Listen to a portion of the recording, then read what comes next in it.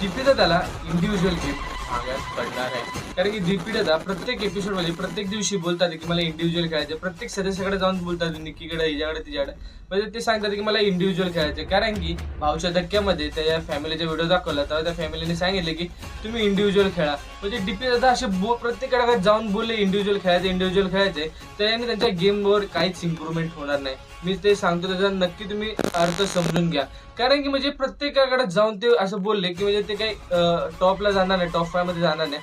त्यांना टास्कमध्ये म्हणजे वैयक्तिक मत, ते वैयक्तिक त्यांचा खेळ दाखवला पाहिजे. नुसतं म्हणजे असं बोलून काहीच होणार नाही. ते दाखवतात टास्कमध्ये, फक्त ते लपून जातात.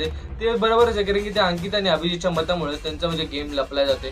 फक्त त्यांनी आता टास्कमध्ये आणि जे घरात भांडण होतं त्याच्यामध्ये त्यांनी वैयक्तिक मत मांडलं पाहिजे. तर त्यांचा गेम आणि त्यांचा व्यक्तिमत्व उभारून येऊ शकतं.